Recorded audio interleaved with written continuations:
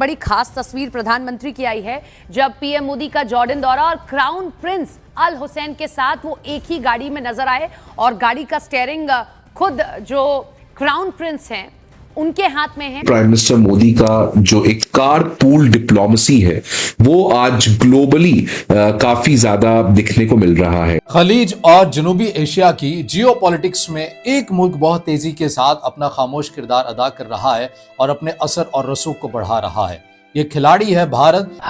Geopolitically बड़े silently Asia के अंदर और गल्फ कंट्रीज में भारत जो है अपने पाँव न सिर्फ जमा रहा है बल्कि एक ग्रेट गेम का हिस्सा बन चुका है। पाकिस्तान आखिर इस्लामी ममालिक से या जीसीसी ममालिक के साथ अपने ताल्लुकात को मौसर क्यों नहीं कर सका, जिसका भरपूर फायदा भारत अभी तक उठा रहा है। ये इतना वो एक जेलसी होती है कि यार वो हमसे आगे निकल के हमें भी कोशिश करनी है, दौड़ लगानी है। अच्छा क्या है, हम क्यों फेल हो गए हैं? सरमायाकारी में जवाल का एक नया रिकॉर्ड कायम होने का खदशा पाकिस्तान में पैदा हो गया है।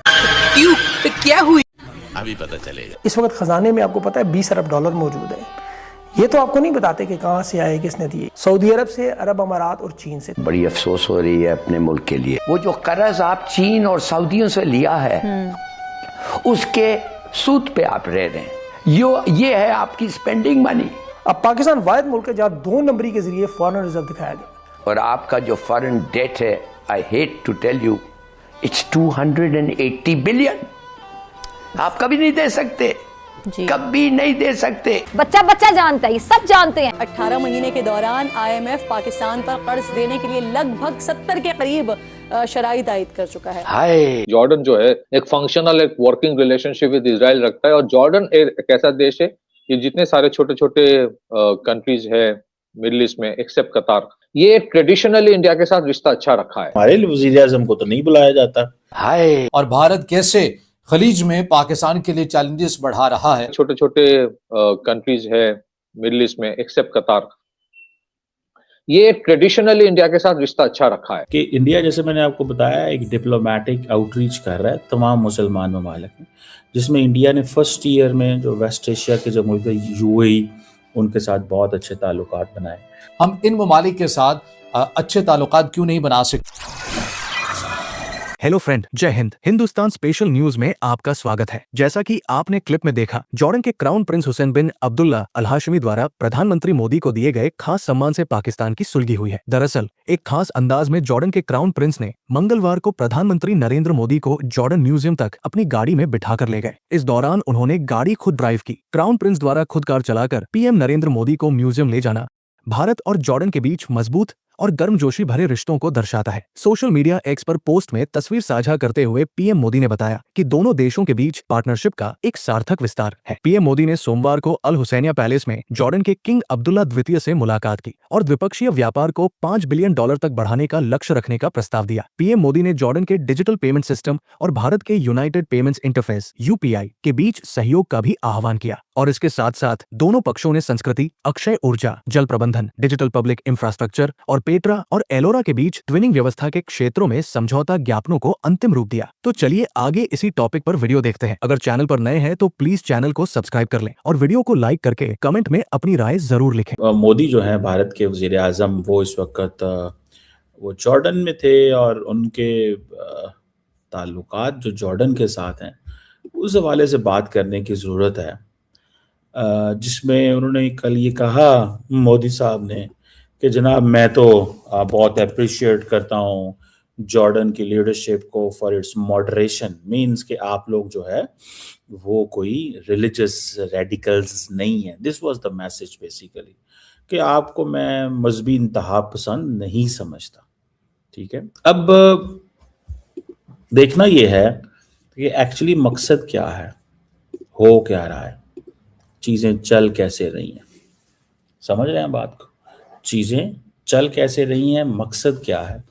मकसद देखिए सिंपल सा है। मकसद ये है कि इंडिया जैसे मैंने आपको बताया एक डिप्लोमेटिक आउटरीच कर रहा है तमाम मुसलमान ममालिक में, जिसमें इंडिया ने फर्स्ट ईयर में जो वेस्ट एशिया के जो मुल्क UAE उनके साथ बहुत अच्छे ताल्लुकात बनाए। नेक्स्ट वो समझते हैं कि हम ईमान एक ऐसा मुल्क है जिसको इंडिया समझता है कि मैं अपने करीब कर सकता हूँ।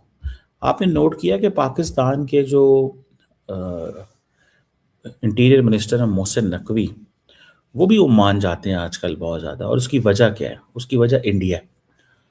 मेरी ज़ाती असेसमेंट है, इंडिया कहता है जी हमारे ओमान से 5000 साल पुराने ताल्लुकात, ओशन ट्रेड, ठीक है ना जी। और हमारा जो है बहुत करीबी ताल्लुकात है। ताल्लुकात दोनों मुल्कों के, इंडिया और ओमान के 1955 में बने। इम्पोर्टेंट प्लेयर है जी। सुल्तान कबूस से अच्छे ताल्लुकात थे, अब सुल्तान हैतम बिन तारिक से अच्छे ताल्लुकात हैं हमारे। आपको पता है ये जो गवादर पोर्ट है, जिसे हम गवादर कहते हैं, ये इलाका पाकिस्तान ने ओमान से लिया था, खरीदा था। उन्होंने उस वक्त दे दिया कि ये हमसे कहाँ मैनेज होना है, ठीक है जी। अब ओमान की तो इंडिया की जो ट्रेड है वो कितनी लंबी चौड़ी नहीं, 8-10 अरब डॉलर की ट्रेड है, लेकिन ओमान बहुत ही इम्पोर्टेंट है इंडिया के लिए। वहाँ पे जॉब्स बहुत ज़्यादा हैं, ऑयल एंड गैस फील्ड हैं। लार्जली इंडिया अपनी नेचुरल ऑयल एंड गैस की सप्लाई चेन को इस्टेब्लिश रखने के लिए इन मुल्कों के करीब रहता है।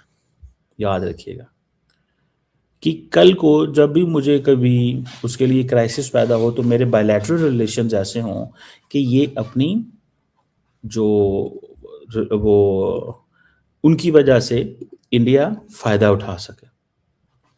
ओमान के साथ अब बहुत ज़्यादा इंडिया ने मिलिट्री एक्सरसाइजेस भी की हैं। एक नसीम अल बहर थी, अल नजा थी, एयरफोर्स के हवाले से। फिर जो कुछ पोर्ट हैं, जो एक पोर्ट है दुकम पोर्ट, वो इंडिया के लिए बड़ी इंपॉर्टेंट है, इस स्टेट ऑफ हार्मोस के करीब है। इंडिया अपनी नेवल प्रेजेंस वहाँ पे रखना चाहता है ताकि, और दूसरा ये है कि चाइना को भी काउंटर बैलेंस करना चाहता है वेस्टर्न इंडियन ओशन के अंदर। फिर कुछ 7 लाख के करीब इंडियंस हैं ओमान के अंदर। मैं जॉर्डन का जो कैपिटल अम्मान है, ठीक है ना, ओमान इटसेल्फ ये, और ये कंस्ट्रक्शन, हेल्थ केयर, ये इस तरह के, और बड़े 7 लाख बंदा जो इंडिया का ओमान में है वो समझते हैं हमारा वो एक एक्टिव कनेक्शन वहाँ पे मौजूद है। तो इंडिया वहाँ पे बड़े योगा डे और बॉलीवुड एंड ऑल दैट वो सारा करता है।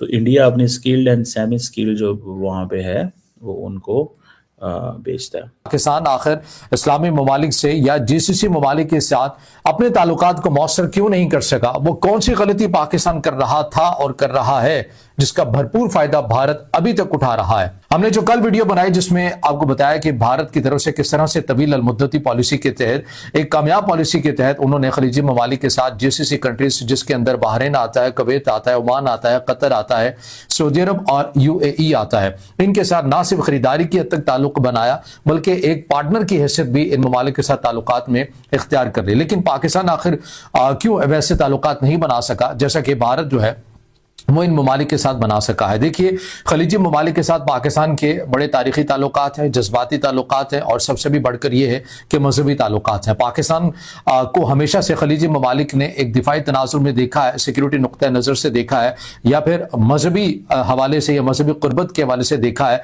और यही वो फ्रेमवर्क है जो खलीजी ममालिक पाकिस्तान की डेफिनेशन को वाज़ेह करते हैं कि पाकिस्तान के साथ हमने सिक्योरिटी ताल्लुकात तो रखने हैं, लेकिन क्या पाकिस्तान हमारा इक़्तिसादी पार्टनर भी बन सकता है? ये सवाल अभी तक ज़ेर बहस है, और इस हवाले से खलीजी ममालिक पाकिस्तान को तरजीह भी नहीं देते हैं, वो इसके मुकाबले में भारत को तरजीह देते हैं। लेकिन ऐसा है क्यों है? देखिए, जब भी कोई भी मुल्क हो वो किसी के साथ इक़्तिसादी ताल्लुकात उसी सूरत में रखता है, वो ये नहीं देखता कि उसकी आर्मी मजबूत है तो लिहाजा हमने यहाँ पर इन्वेस्टमेंट करनी है। नहीं, अगर आपकी आर्मी मजबूत है तो वह आपके साथ दिफाई ताल्लुकात तो रखेगा। जैसा कि आपने देखा कि पाकिस्तान और सऊदी अरब का एक डिफेंस पैक्ट होता है।